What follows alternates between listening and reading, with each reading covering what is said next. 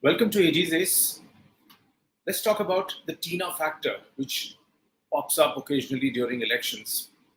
And in this case, in the recently concluded elections in 5 states in 2022, the Tina factor, which means there is no alternative, TINA, that factor applied more than anyone else just to one person, and that is Prime Minister Narendra Modi. I'll take you through some of the reasons why it applied to him. What is the thought process behind the Tina factor? How does it come into play? And some historical references for your interest. Now, the Tina factor came into play for Mr. Narendra Modi, more importantly, in the 2014 general elections. And that is when the BJP tsunami hit Indian politics and swept it clean. And since then, Narendra Modi is in the saddle, and the Tina factor has been applying to him repeatedly. But let's not forget, in the year 1988, it did apply for a very brief while to a man called Rajiv Gandhi.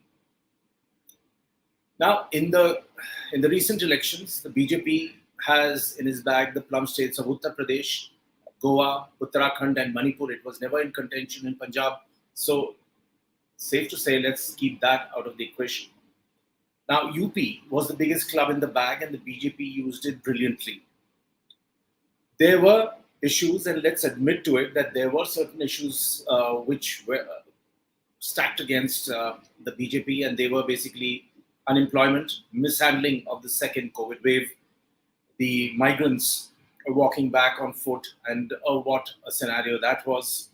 The government was totally caught unawares, excessive pushing of the Hindutva agenda, fixation with building temples and statues at humongous costs, and saffronization of the political agenda. So these were a couple of factors which were used against the BJP repeatedly in the political campaign. It was also said that Yogi Adityanath was not exactly the right man for the job. He was politically inexperienced. He was parachuted in from Gorakhpur to Delhi, and there were some questions raised about his checkered past. Also, there was a bit of a gap between Delhi and Lucknow.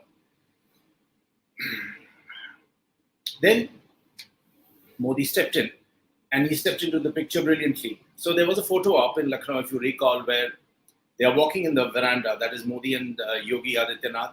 Modi has his hand on Yogi's back. And that picture said more than 1,000 words. It showed that there was absolute unity, there was continuity, there was no rift, there was nothing. Now, when we are talking about the Tina factor, the fact remains that the BJP did very well in UP, and despite that, it dropped 57 seats. So that was a dip, but at that point, some poll pundits were saying that the drop could be much higher. It could be anywhere in the range of 80 to 85 seats, even more, but that did not happen. The BJP rallied very well after the West Bengal setback, if you remember, from the Kalahari fight back put up by Mamata Banerjee, and what a fight back that was. She managed to retain West Bengal. The BJP couldn't do much in that election. Now, no party can win all the time, but Modi has been winning most of the time. So the big question is that what would be the alternative for Modi in the year 2024 when the Lok Sabha elections happen? So there are a few names in the fray. One, of course, is Arvind Kejriwal of the Aam Aadmi Party. After winning Punjab, his name is being touted as the next best thing. The Delhi model has now been rechristened as the Kejriwal model, as it happens in Indian politics. So that brand is being built up. Mamata Banerjee of the Trinamool Congress is also there. She's been making a presence felt by campaigning in UP, by pushing for some seats, although it did not happen to that extent, but she did push in Goa through her nephew. And of course, the wily Sharad Pawar, who is known for the way he shepherds his flock, whether it is the MVA or elsewhere, has an excellent rapport with a lot of other leaders, including Mr. Narendra Modi, who gives him a lot of respect. So he also has his hat in the ring. Now, when we are talking about the Tina factor, then the naysayers were chopping away about alleged misrule, unfulfilled promises, administrative mismanagement, and hunting for a new viable option. But the game changed dramatically on T-Day. That was the most important factor. This is where Tina kicks in, that these factors are stacked up against a particular individual, against a party, but then something dramatic happens. The voters come out and they basically vote for status quo.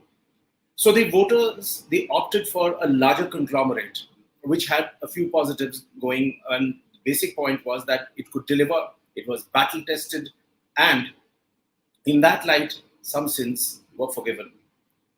Now, politically, any challenger to the BJP must realize that the BJP will get in its stronghold a certain set percentage. Now, if you want to beat the BJP, as Akhilesh Yadav tried to do in UP, the status quo, if it has to change, then the higher percentage has to be much higher.